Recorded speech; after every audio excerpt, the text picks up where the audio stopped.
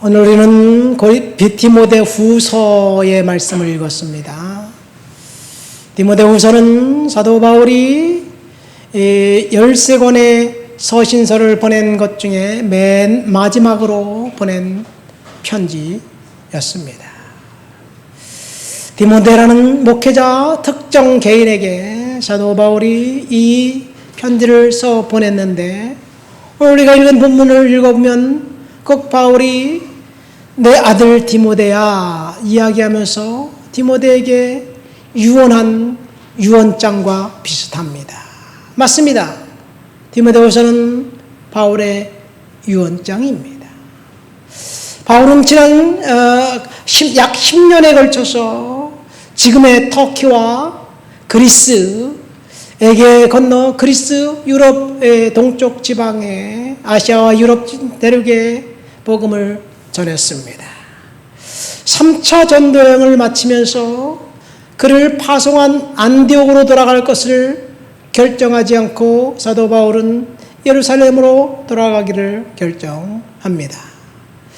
그 이유는 사도 바울이 3번에 걸쳐서 약 10년 동안 이 아시아와 유럽을 선교했는데, 그가 최종 목적지를 스페인까지 가서 복음을 전하겠다는 결정을 합니다.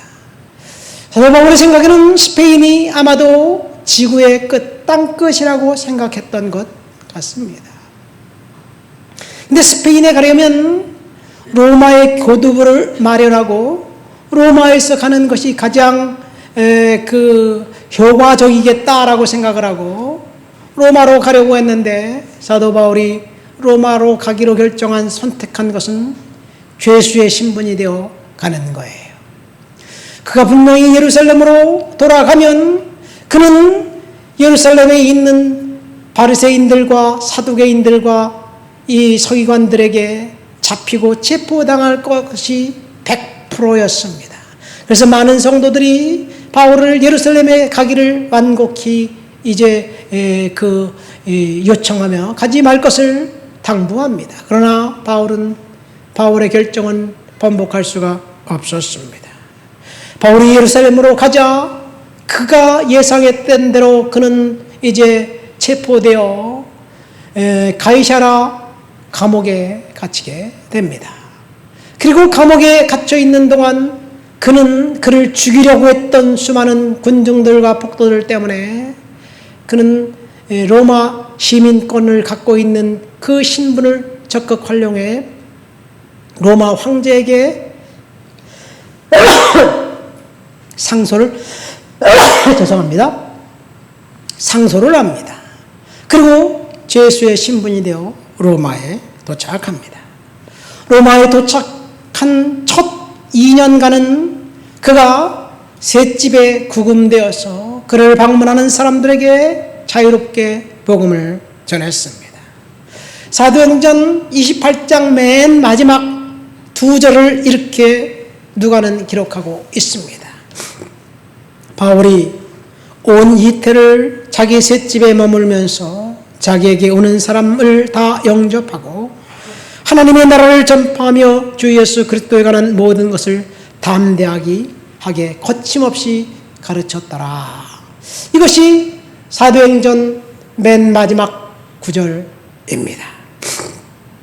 이 기록을 끝으로 바울의 행적은 어떻게 됐는지 아무도 모릅니다. 아마 2년 동안 가택연금 상태에서 수많은 사람들을 이제 그 복음을 전하고, 그리고 그가 방면이 되어서 스페인 가서 복음을 전하고 다시 돌아왔는데 로마의 정치적인 상황이 바뀌어서 그는 다시 감옥에 수감됩니다. 이 감옥에 수감된 스페인 갔다 와서 다시 로마에서 감옥에 수감된 그때 상황을 당시 역사가인 유세비우스는 이렇게 기록하고 있습니다. 사도들의 행전을 기록하는 데 헌신했던 누가 역시 이 부분에서 사도 바울이 2년 동안 로마에서 자유롭게 지내며 방해받지 않고 하나님의 말씀을 전파했다는 언급으로 자신의 글을 마쳤다. 전통에 의하면 자신을 변호한 후에 바울이 다시 복음 전파를 위해 파송되었고, 같은 도시 로마로 두 번째 왔을 때 네로에 의해 순교를 당했다고 한다. 이 투옥 시절에 그는 자신이 첫 번째 변호를 맡게 될 것이며, 또한 자신이 순교하게 될 것을 나타내며 디모데에게 두 번에 걸쳐서 편지를 보냈다. 이것이 유세비우스의 증언입니다. 자, 유세비우스의 증언처럼 사도 바울은 다시 로마에 돌아와 투옥되어서 이제 디모데에게 편지를 보냈는데, 이것이 오늘 우리가 읽은 본문 말씀입니다. 디모데에게 편지를 보내면서 사도 바울이 디모데후서 4장에 보면 마지막에 디모데를, 야 디모데야 빨리 와라. 내가 지금 굉장히 외롭다. 이 감옥이 너무너무 추워서 잠을 이룰 수가 없고 그렇다. 그래서 겉옷을 가져오고 오고, 그리고 이제 두루마리 책을 가져와라. 그렇게 부탁을 하는데, 아마도 디모데가 사도 바울의 편지를 받고 로마에 왔을 때는 바울은 이미 형장의 이슬로 사라진 이유가 아닌가 추정됩니다. 로마의 겨울 날씨가 춥고 쌀쌀했습니다. 그 많던 로마의 성도들이 변화된 정치 상황 속에서 바울을 자유롭게 찾아가서 면회하고 영치금을 넣어줄 상황이 못 됐던 것 같습니다. 그렇게 열심히 주님 앞에 충성을 다했는데 바울의 맨 마지막 모습은 모두 다 자기 자신을 떠난 것, 다 떠났다고 이야기하면서 누가만 나와 함께 있느니라 라고 이야기합니다. 다 떠났습니다. 얼마나 외로웠는지 디모데를 오라고 불렀습니다. 자, 오늘 이 말씀은, 우리가 읽은 본문은 바울이 디모데에게 한 유언입니다. 뭐라고 유언했나요? 오늘 2장 1절과 2절 말씀을 다 같이 읽어볼까요? 디모데후서 2장 1절과 2절입니다. 다 같이 읽겠습니다.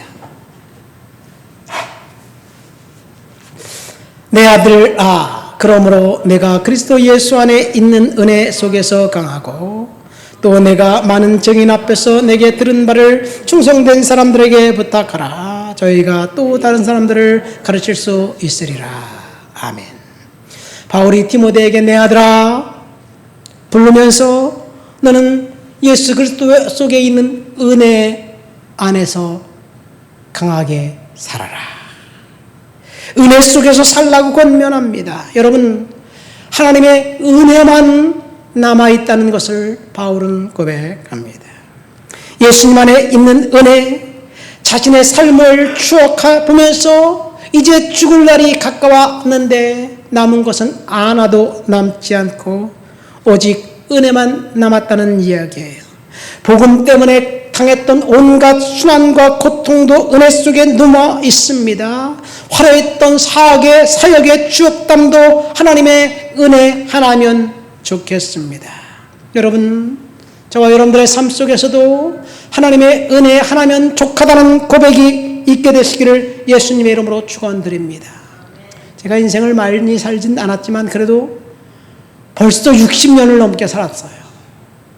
세상이 어떻게 그렇게 시간이 빨리 지나갔는지 60년 이상 살고 보니까 하나님의 모든 것이 하나님의 은혜였어요. 잘 나갈 때, 만족할 때, 승승장구할 때만 은혜가 있는 것이 아니라 힘들고 어렵고 고통이 엄습할 때, 인생의 향방을 알 수 없어 고민될 때, 그때도 하나님의 은혜가 나를 감싸고 있다는 사실, 비록 출구가 보이지 않을지라도 하나님께서 내게 베푸신 은혜가 너무너무 크다는 사실을 이 설교를 준비하면서 다시 깨닫습니다. 여러분, 우리가 어쩌면 사는 것이, 생존하는 것이 그저 유일한 대안일 수도 있습니다. 그러고 보니까 하나님의 은혜만 남았습니다. 사도 바울은 죽음을 눈앞에 두고 이제 자기에게 남아있는 것은 화려한 추억, 옛날 영웅담이 아니라 하나님의 은혜만 남았다는 이야기예요. 오늘 본문은 디모데후서는 사도 바울의 13권의 서신 중 마지막 서신입니다.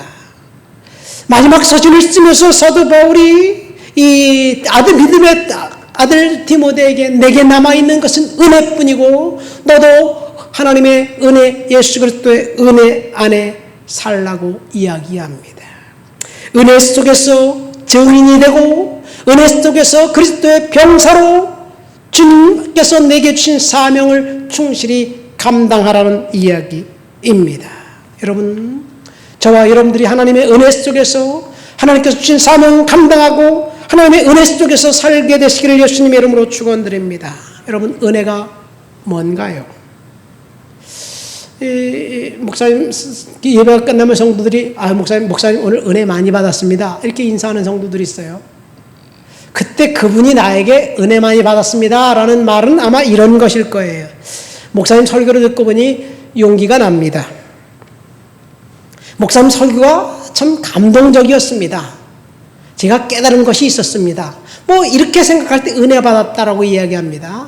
물론 그것이 은혜 맞습니다. 그러나 그것은 은혜의 한 50% 정도만 이야기하는 거예요. 사실 은혜는 한마디로 말해서 반역한 인간들, 죄인인 인간들을 향한 하나님의 태도예요. 하나님이 우리를 어떻게 보시느냐, 이것이 은혜입니다.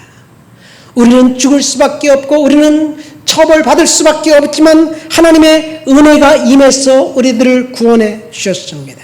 여기 창세기 3장에 보면 심판에 대한 이야기가 나와요.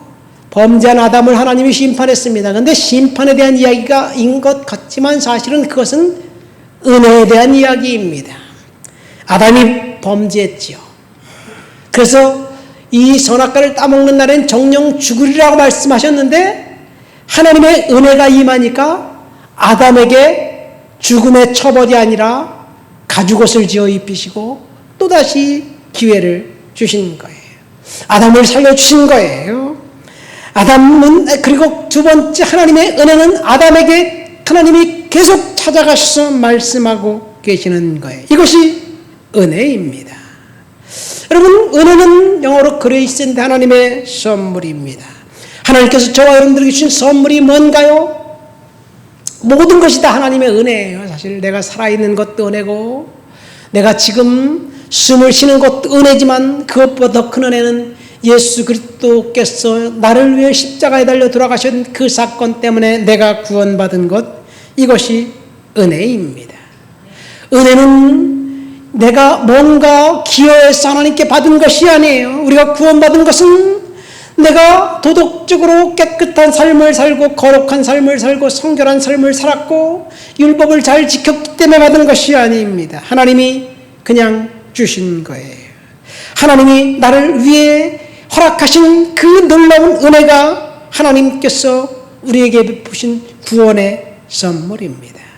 그래서 우리는 구원받은, 은혜받은 하나님의 자녀에게 하나님이 주시는 사명 두 가지가 있는데 그것은 증인이 되라는 말씀과 그리스도의 병사로 살라는 말씀 속에 있습니다. 여러분, 우리가 은혜 받았습니다. 구원 받았습니다. 하나님의 자녀가 되었습니다. 그래서 우리는 하나님의 은혜 받은 자답게 증인의 삶을 살아야 될 줄 믿습니다. 이것이 바울이 디모데에게 유언으로 전한 마지막 메시지였습니다. 은혜 받은 성도들이 주님 앞에 해야 할 의무가 있다면 2절 말씀 한번 다 같이 읽어볼까요? 다시 한번 2절 말씀을 읽겠습니다. 또 내가 많은 증인 앞에서 내게 들은 바를 충성된 사람들에게 부탁하라. 저희가 또 다른 사람들을 가르칠 수 있으리라. 사도 바울이 디모데에게 나에게서 들은 말씀, 사도 바울이 지금 디모데에 가르쳐주신 그 말씀, 그 메시지를 충성된 사람들에게 전해라. 나에게 들은 말씀을 사람들에게 전하면 그 사람들이 그 말씀을 받고 또 다른 사람들을 가르치게 될 것이다 라는 말씀이에요. 여기서 복음 전거의 3세대가 나옵니다. 먼저 사도 바울이 나옵니다. 그리고 두 번째 충성된 사람들인 디모데가 나옵니다. 그리고 디모데가 복음을 전하자 또 다른 사람들이 은혜 받은 하나님의 사람들이 된다는 이야기. 이 말을 이렇게 해석하면 됩니다. 목사인 제가 여러분들에게 설교하고 여러분들이 그 말씀을 받고 이제 나가서 증인이 돼서 전도를 열심히 합니다. 전도하다 보면 전도를 받은 사람들이 또 다른 증인이 되어 예수 그리스도를 전하는 사람들이 될 수 있는 이 순기능이 된다는 것을 이야기하고 있습니다. 우리 교회에서 이런 일들이 일어나야 될 줄 믿습니다. 우리들에게 주님께서 주신 사명은 증인이 되라는 말씀이에요. 누구의 증인? 그리스도의 증인입니다. 사도 바울은 지금 디모데에게 너는 그리스도의 증인이 되라고 이야기하고 있습니다. 증인은 목격자입니다. 목격자를 영어로 보면 아이 위트니스예요. 눈으로 본 사람을 증인입니다. 그래서 증인은 법정 용어예요. 우리들이 판사석에 앉아있는 판사와 피고석에 앉아 재판받는 사람들 속에 이제 피고석에 앉아있는 재판받는 사람 죄수를 위해서 누군가가 증언을 해준다면 그 사람의 그 사람은 죄인이 아닙니다. 그 사람은 잘못한 것이 없습니다. 내가 눈으로 봤습니다. 이것이든지 아니면 저 사람이 진짜 나쁜 사람인데요. 저 사람이 그런 악한 일을 저질렀습니다. 저 사람 벌 받아야 됩니다. 이 둘 중에 하나예요. 여러분, 그러니까 증인이라는 사람은 법정에 나와서 이야기하는 것이 자기가 눈으로 본 것만 이야기해야 됩니다. 거기에 자기의 생각과 자기의 감정 그것을 이입하면 안 됩니다. 그런데 오늘날 증인이라는 사람들을 보세요. 순엉터리예요. 그래서 정당한 사람, 죄를 짓지 않은 사람을 죄인으로 만들어버리기도 하고 죄인을 사악한 사람을 의인으로 만들어버리기도 합니다. 왜요? 거짓 증인 때문에 그렇습니다. 거짓 증거 때문에 그렇습니다. 히브리서 12장에 보면 우리에게 구름같이 둘러싼 허다한 증인들이 있으니 라는 구절로 히브리서 12장은 시작됩니다. 구름같이 둘러싼 허다한 증인들은 바로 앞에 나와 있는 히브리서 11장에 나와 있는 믿음의 영웅들을 이야기하고 있습니다. 이 믿음의 영웅들, 그들이 갈구했던 믿음과 순종의 결과를 성경은 뭐라고 평가하고 있느냐? 그들은 믿음이 옳았다 이야기하고 있어요. 우리의 믿음을 하나님께서 보시고 허다한 증인처럼 축복된 증인으로 하나님이 삼아 주실 줄 믿습니다. 히브리서 12장에 보면 11장에 보면 하나님의 증인들, 믿음의 영웅들의 이야기를 처음부터 끝까지 쫙 읽어보면 하나같이 약속된 것을 받지 못했다는 말씀으로 믿음의 영웅들의 이야기를 결론내고 있습니다. 우리가 지금 생각한 것과 달라요. 성경에 나와 있는 믿음의 영웅들, 믿음을 따라 죽었고 땅에서는 나그네 외국인과 나그네가 되었다는 말씀으로 성경은 믿음의 영웅들의 이야기를 결론내고 있습니다. 여러분, 믿음을 갖고 살았는데 축복받았다, 땅에서 잘 되었다 라고 기대하는 것이 우리들의 기대인데 성경은 반대입니다. 믿음을 따라 죽었다, 하나님의 약속한 것을 바라보고 죽었고 약속된 것을 받지 못했다라고 성경은 이야기하고 있습니다. 아브라함의 경우를 이야기하면서 아브라함이 자녀와 땅에 대한 약속을 하나님께로부터 받았는데 그가 살아생전 그에게 하나님이 약속으로 허락한 자녀는 이삭 딱 한 명이었고 땅은 하나도 없었어요. 자기 아내 사라를 위해 사둔 매장집밖에 없었습니다. 그런데 이것이 믿음의 결과라고 이야기하면서 하나님의 약속 따라 산 결과라고 이야기합니다. 여러분, 우리는 믿음의 축복과 보상이 있어야 된다고 생각하는데, 그래서 심지어 축복받지 못한 사람은 믿음을 의심해 봐야 된다고 생각하는데, 성경은 반대입니다. 하나님이라면 반드시 성도들에게 성공과 축복과 보상과 번영을 주셔야 된다고 생각하는 그 생각이 어쩌면 잘못이 아닌가 생각됩니다. 사도 바울이 디모데에게 증인이 되라고 이야기하면서 증인이 되면 충성된 사람들이 또 다른 사람들을 가르치게 될 것을 이야기하고 있습니다. 증인의 기능을 우리는 살아가야 될 줄 믿습니다. 하나님 앞에서 우리가 증거해야 될 증인은 무엇을 해야 되느냐? 예수 그리스도께서 저와 여러분들에게 주신 구원의 놀라운 증인의 역할을 감당해야 될 줄 믿습니다. 주님이 저와 여러분들을 구원시켜 주신 이유는 예수 믿고 구원받은 그 은혜를 다른 사람들에게 전하라는 사명을 주신 거예요. 지금 이것이 바울이 디모데에게 이야기하고 있는 것입니다. 우리는 증인의 삶을 살아야 될 줄 믿습니다. 두 번째 사도 바울이 디모데에게 요구하는 것은 그리스도의 병사로 고난을 받으라는 이야기를 하고 있습니다. 3절 말씀 한번 읽어볼까요? 다 같이 3절 말씀을 읽겠습니다. 내가 그리스도 예수의 좋은 군사로 나와 함께 고난을 받을지니. 그 뒤에 보면 사도 바울은 나는 고난의 길을 다 갔다. 고난의 길을 충성했다는 고백을 합니다. 그리스도의 병사로, 그리스도의 군사로 고난을 받으라. 여러분, 이것이 사도 바울이 디모데에게 유언한 유언의 내용입니다. 만약 저와 여러분들에게 너는 예수로 말미암아 고난을 받으라, 그렇게 이야기하면 아멘 하고 예수 믿을 사람이 얼마나 될까요? 헷갈려요. 지금 내가 이 설교를 하면서 헷갈려요. 예수 믿고 축복받아라, 예수 믿고 응답받아라, 예수 믿고 치유받아도 될 것이다, 이런 말씀을 하면 기분이 좋아요. 듣는 사람들도 기분이 좋은데, 오늘 본문은 예수 믿고 고난을 받아라. 사도 바울이 디모데에게 이야기한 거예요. 요즘 성도들에게 고난 이야기를 하면 부담감부터 생깁니다.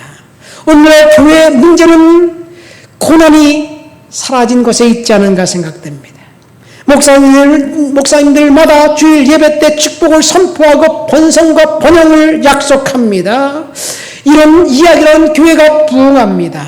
오늘날 성도들은 고난은 오직 성경에 나와 있는 그 사람들의 이야기라고 생각합니다. 성경에 나와 있는 그 사람들의 이야기이지 내 이야기면 부담됩니다. 아닙니다. 노맨입니다.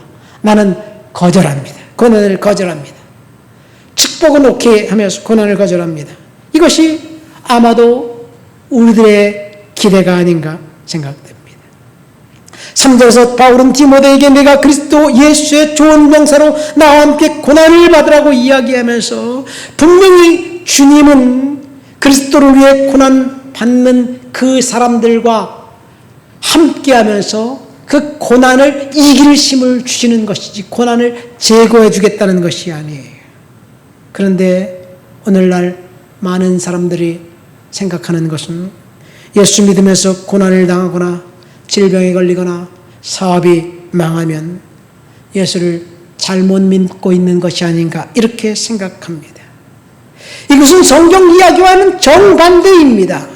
정반대의 주장입니다. 왜 이런 생각을 하게 되었나요? 특별히 현대에 와서 1980년대 이후에 미국에서 생겨난 독특한 신학 때문에 그렇습니다. 번영신학이에요. 교회가 중산층을 대변하는 하나의 그 단체가 되어버렸습니다. 하나님은 우리가 성공하기를 원한다. 그런 그 이야기를 하면서 긍정적인 마인드와 함께 성도들을 강타해서 전 세계 교회가 이 긍정신학과 번영신학에 빠졌습니다. 결국 이렇게 긍정신학과 번영신학에 빠진 교회가 대형화되면서 사실은 하나님을 잊어버리고 하나님은 단지 도구에 불과한 것이 아닌가 생각됩니다. 여러분, 우리가 가장 흔히 던지는 질문은 하나님이 세상을 사랑한다면 어떻게 이런 끔찍한 고난을 허락하셨나요? 사람들이 저렇게 고통당할 때 왜 하나님은 침묵하시나요? 하나님이 정말 우리를 사랑한다면 전쟁, 질병, 핍박, 고문, 불행 이런 것들을 당장 그쳐줘야 되지 않나요? 이렇게 생각합니다. 하나님이 돌봐주시지 않는다면 왜 내가 하나님을 믿어야 되나요? 뭐 이런 이야기입니다. 왜 내가 외로워야 하나요? 왜 아직 내가 직장이 없어야 하나요? 왜 내가 지금 이 모양 이 꼴로 살아야 되나요? 하나님이 축복의 하나님이고 사랑의 하나님이라면서요. 이렇게 생각하면서 하나님은 단지 우리의 삶을 윤택을 주는 어떤 도구처럼 생각합니다. 그런데 사실은 이런 질문을 하는 성도들은 특별히 선진국에 잘 사는 나라의 성도들 뿐입니다. 여러분, 지금 여기서 우리가 북쪽으로 한 200km만 올라가면 북한 땅이에요. 북한 땅에 예수 믿는 사람이 있을까요? 북한 땅에 예수 믿는 사람이 예수 믿고 축복받았다, 예수 믿고 잘됐다, 그런 고백을 할까요? 작년인가요? 신의 악단이라는 영화가 나왔어요. 많은 교회들마다 신의 악단이라는 영화를 가서 단체 관람을 하기도 했습니다. 저도 봤어요. 그런데 거기에 보면 김교순이라는 사람인가요? 소장가? 이 사람이 갑자기 예수 믿는 사람을 잡아 죽이고 사촌을 죽인 사람인데 당에서 명령이 내려와요. 어느 그 NGO 단체에서 북한 교회를 위해서 돈을 막대하게 지불한다 그러는데 돈만 주는 것이 아니라 부흥회를 하고 진짜 교회가 있는지 보고 주겠다. 그러니까 공산당에서 악단을 만들어서 부흥회를 하는데 진짜처럼 보다 더 진짜처럼 연습해라. 그렇게 해갖고 시작되잖아요. 그래서 열심히 이제 찬양을 부르고 기도하고 성경을 읽다 보니까 성경 말씀이 그 사람의 마음을 만진 거예요. 물론 그 신의 악단에 속한 사람들 중에 예수 믿는 사람들이 끼어 있어요. 옛날에는 몰래 성경을 읽었는데 연습하다 보니까 성경을 읽다 보니까 너무너무 좋은 거야. 촛불을 켜놓고 몰래 숨어서 읽다. 왜 우리가 여기서 지금 몰래 이렇게 봐야 되지? 야, 불을 켜고 읽자. 우리가 읽으라 그랬다며. 그래갖고 통성기도하는데 조를 나눠야겠다. 너는 주여 주여 하고 너는 뭐 웅얼웅얼거리고 막 그 조를 나눠갖고 막 연습을 해요. 근데 그들에게는 연습이 아니라 실전이었어요. 근데 나중에 그 내용에 보면 이제 부흥회가 끝나면 그 악단 사람들을 다 죽이기로 결정한 거예요. 죽여야 되는데 부흥회를 하는 날 이 김교순이라는 소자가 그 악단 사람들을 다 여기 조금만 넘어가면 압록강이니까 내려서 도망가라. 그리고 혼자 가서 잡혀 죽습니다. 여러분, 예수를 몰랐으면, 성경을 몰랐으면 그는 다른 사람이 죽든지 말든지 상관없이 출세할 텐데 예수를 알았기 때문에, 예수를 만났기 때문에 결국 자기가 고난의 자리에 들어가고 죽은 거예요. 여러분, 우리의 생각과 얼마나 다른가요? 성경에 나와 있는 복음은 사실 고난과 병행합니다. 하나님은 복음 때문에 고난을 당하도록 성도들에게 방조하고 있습니다. 왜 하나님이 고난을 당하도록 방조하시나요? 의문에 꼬리를 물게 만들지만 사실 대답 또한 거기에 있습니다. 가난한 사람들과 피해자들과 그리고 절박한 사람들이 믿는 예수와 중산층의 문화를 향유하면서 아무런 외적인 고난도 없는 핍박도 없는 상태에서 믿고 있는 예수 믿는 사람들의 태도가 달라요. 중국을 우리가 욕하지만 중국 성도들은 정말 고난의 긴 터널을 지났고 문화혁명 그 기간 동안 예수님 때문에 숨지기면서 살았던 그 성도들의 이야기, 생생한 간증을 들어보면 그들은 절대로 고난을 피하지 않았습니다. 고난을 제거하게 해달라고, 고난을 통과하게 해달라고 기도하지도 않습니다. 고난을 이겨내도록 해달라고, 이 고난의 증인이 될 수 있도록 해달라고 이렇게 기도합니다. 우리와 다릅니다. 우리 대한민국 몇 년 사이에 너무너무 부자가 되었어.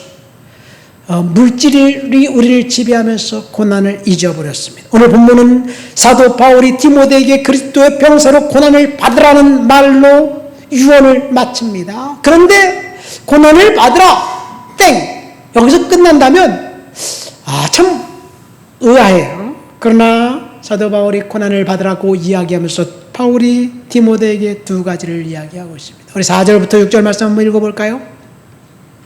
병사로 복무하는 자는 자기 생활에 얽매이는 자가 하나도 없나니 이는 병사로 모집한 자를 기쁘게 하려 함이라.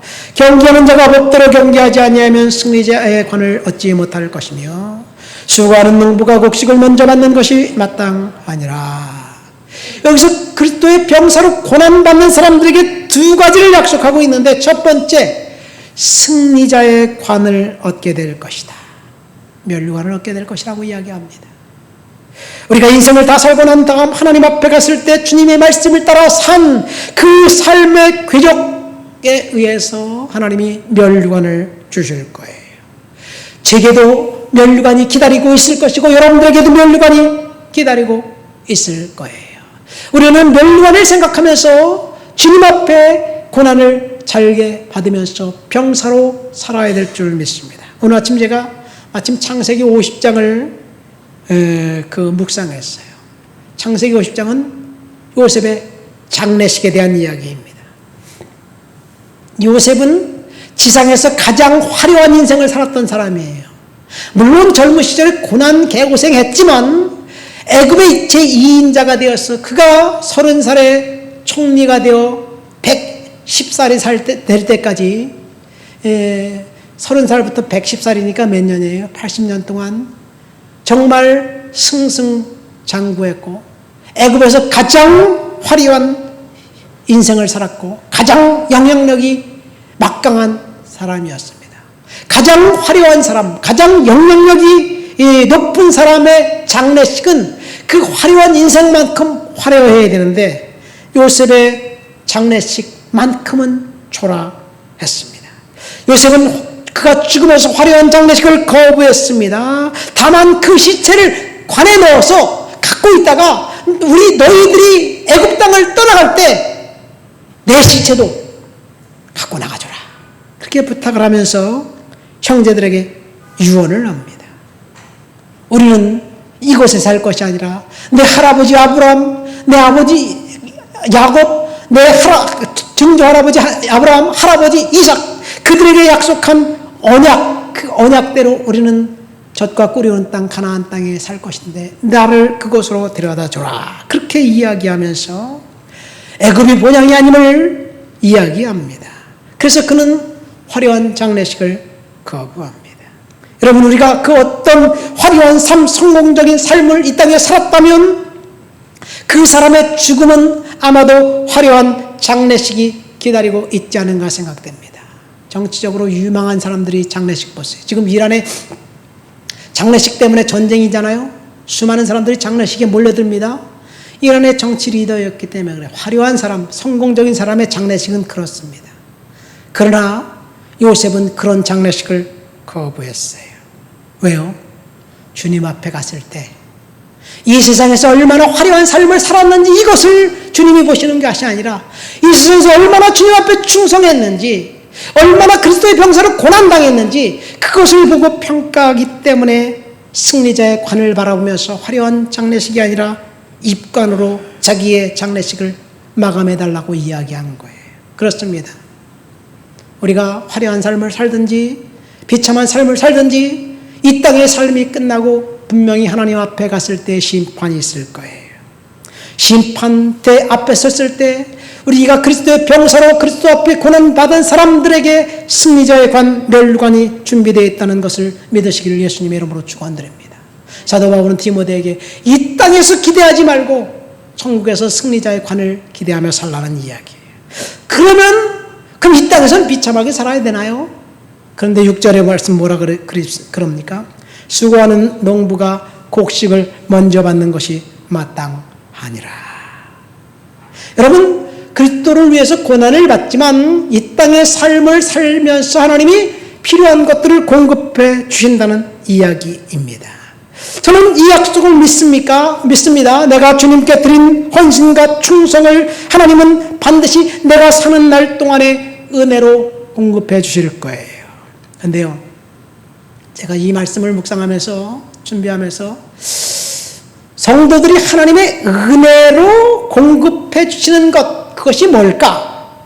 여러분, 이스라엘 백성들이 가나안 땅을 들어갈 때 광야에서 뭘 먹었어요? 만나와 메추라기를 먹었어요. 만나와 메추라기는 사실은 생존에 필요한 것을 하나님이 공급해 주신 거예요. 하나님의 은혜는 우리의 생존에 필요한 것을 공급해 주시는 것이 있는데, 우리는 하나님의 은혜에 다른 플러스를 원합니다.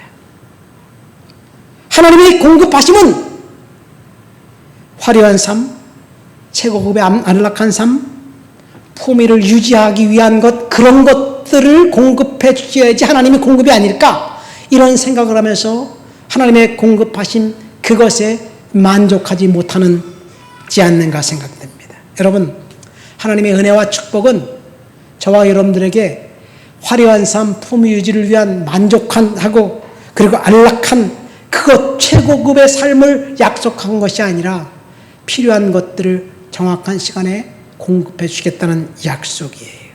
사도 바울이 지금 디모데에게 이야기하고 있는 것이 그거예요. 내가 그리스도의 병사로 고난을 받으면, 그리고 충성하면 승리자의 관을 얻게 될 것이지만 필요한 것들은 하나님이 공급해 주실 거야.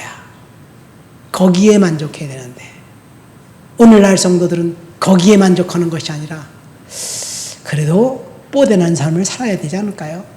품위는 유지해야 되지 않을까요? 뭐 이런 생각을 하면서 하나님이 주시는 것에 만족하지 못하지 않는가 생각됩니다. 여러분, 우리는 그리스도의 병사로 살면서 주님께서 주신 은혜에 만족한 삶을 살아야 될 줄 믿습니다. 말씀을 맺습니다. 오늘 디모데 유언을 통해서 그리스도의 병사의 삶을 살라고 이야기하면서 은혜 아래 거하라는 이야기를 합니다. 여러분, 그리스도의 병사로 고난을 당하는 것은 이 예수님의 말씀에 의하면 자기를 부인하고 자기 십자가를 지고 나를 따르라는 이야기일 수도 있습니다. 그리스도의 병사로 고난당한다는 것은 십자가를 지고 주님을 따르는 삶입니다. 여러분, 십자가를 지고 주님을 따르기가 쉽지는 않지만, 그렇지만 우리가 순종할 때 주님께서 멸관을 주실 줄 믿습니다. 이 땅이 전부인 것 같지만 사실은 우리의 삶이 끝나는 날 우리는 반드시 심판대 앞에 서 있게 될 것이에요. 그래서 12절 말씀 보면 차면 또한 왕노릇할 것이다. 주님께서 말씀하셨어요.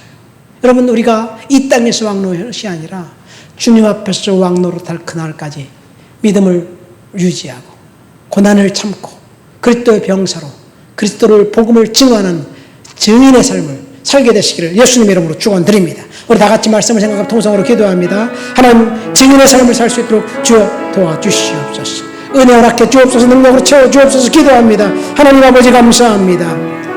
오늘도 주님 앞에 나와 주를 높여드리고 주를 찬양하고 주를 예배합니다. 성령의 능력과 충만과 거룩한 역사로 사로잡아 주시옵시고 은혜로 덧입혀 주시옵소서. 말씀을 사로잡아 주시옵소서. 권능으로 채워 주시옵소서. 그리스도의 병사로 고난을 달게 받으며 믿음을 살도록 주어 도와주시옵소서.